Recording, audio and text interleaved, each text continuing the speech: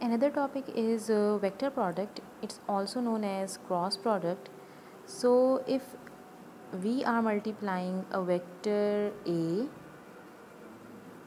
with vector B, they are making some angle theta. हमेशा मैं ये ओरिएंटेशन क्यों लेती हूँ, क्योंकि ये पॉजिटिव ओरिएंटेशन होती है एंटी क्लॉकवाइज। अब इसमें कंडीशन एक हमारे पास ये है कि बेसिकली ये जो वेक्टर ए है ये बी वेक्टर के परपेंडिकुलर पे बना है। परपेंडिकुलर का मतलब है 90 डिग्री पे बना है, मगर मैं क्यों इसको 90 डिग्री पे ड्रॉ नहीं कर रही, क्योंकि अब मैं क्या कह रही हूँ कि वेक्टर प्रोडक्ट है। तो वेक्टर प्रोडक्ट का मतलब है दो वेक्टर्स का मल्टीप्लिकेशन इस तरह के जो थर्ड वेक्टर आए वो भी एक वेक्टर हो, यानी कि इन दोनों की मल्टीप्लिकेशन से जो हमारे पास एक और वेक्टर बनेगा वो यहाँ ड्रॉ किया जाएगा। अब वो यहाँ ड्रॉ क्यों किया जाएगा, इसके लिए हमें बेसिकली इसको मैं कहूँगी this is multiplication. So this is A cross B. ठीक है, ये ए क्रॉस बी का मल्टीप्लिकेशन है, एक नया वेक्टर है। अब ये यहाँ ड्रॉ हो रहा है, यहाँ कैसे ड्रॉ हो रहा है, इसके लिए हमें समझना होगा एक रूल जिसे हम कहते हैं right hand rule.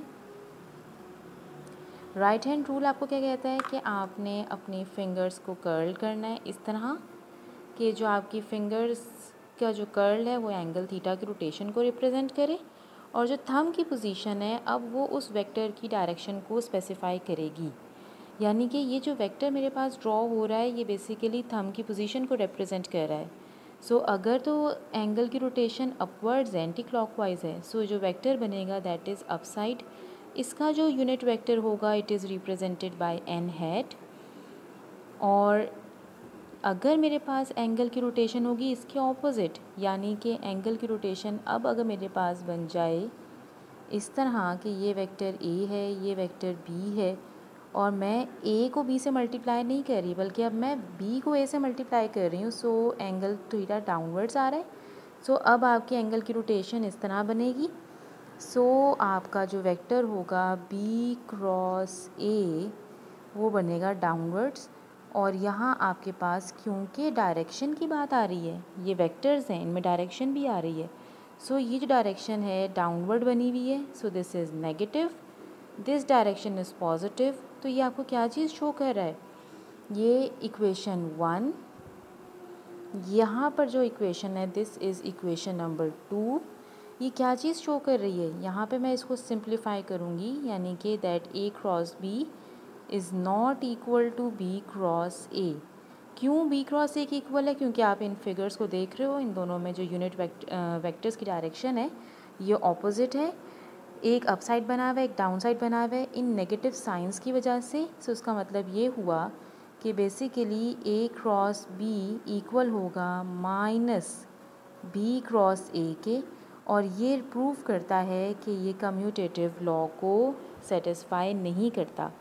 Vector product does not satisfy the commutative property. After understanding about vector product, the next thing is torque or moment of a force. अब टॉर्क और मोमेंट ऑफ फोर्स को हम कैसे relate कर रहे हैं vector product से, इसको हम ज़रा देखते हैं। अगर मैं कहती हूँ ये टॉर्क का फॉर्मूला है दैट इज़ एफ इंटू, जो आप पहली क्लासेस में पढ़ते रहे हो, that is simply F into L, where f is also a vector and l is also a vector, where l is known as moment arm. अगर ये मोमेंट आर्म कहलाता है तो इसका मतलब ये होगा कि सिंपल मैं एक फ़िगर ड्रॉ करूँ कि ये मेरा एक पिवट पॉइंट है, यहाँ से यहाँ तक का, यानी कि ओ से लेकर ए तक का एक डिस्टेंस है, इसको मैं एल कह रही हूँ, मोमेंट आर्म कह रही हूँ। और इसके ऊपर, इस पोजीशन के ऊपर एक फ़ोर्स अप्लाई होती है दैट इज़ फोर्स एफ़। अगर तो मोमेंट आर्म और फोर्स के दरमियान में 90 डिग्री का एंगल है तो फिर इस पॉइंट ओ के अराउंड एक टॉर्क प्रोड्यूस होना शुरू हो जाएगा, यानी कि इस डायरेक्शन में। अगर आप देखो तो बेसिकली ये डायरेक्शन बनती है एंटी क्लॉकवाइज। तब आपके पास एक टर्निंग इफ़ेक्ट आ रहा होगा उस पॉइंट पर, और उस टर्निंग इफ़ेक्ट का नाम होता है torque. So turning effect of a force is known as torque and it is equal to force into moment arm.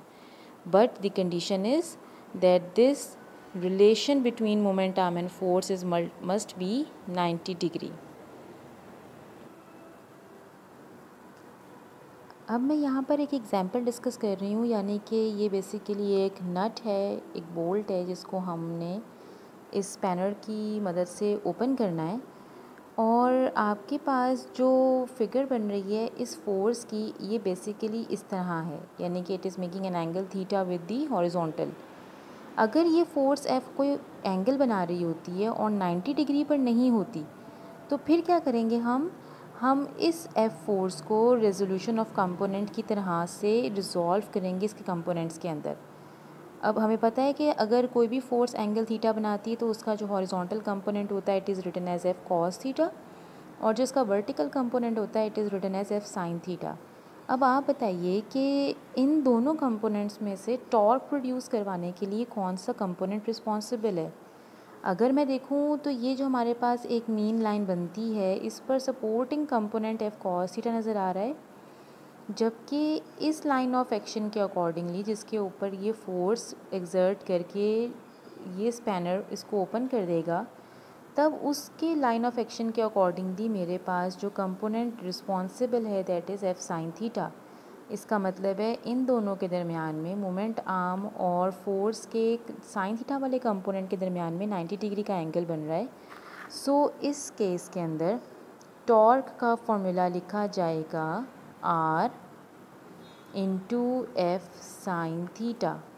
So formula क्या बनेगा, फार्मूला बनेगा कि हमारा जो टॉर्क है this is now equal to moment arm into the component of a force and which component, the perpendicular component of force, so it is further written as R F sine theta. अच्छा, इसके साथ मैं N hat भी लगा देती हूँ। अगर मैं एन हैट लगाती हूँ तो बेसिकली एन हैट रिप्रेजेंट कर रहा है इसके यूनिट वेक्टर को जो हमारा टॉर्क का यूनिट वेक्टर है। सो अगर मैं इसको यूँ लिख सकती हूँ तो फिर फाइनली जहाँ भी साइन थीटा आता है अगर मैं उसको वेक्टर फॉर्म में लिखना चाहूँ तो ये मेरे पास बनेगा R cross F. So this is the vector representation of torque.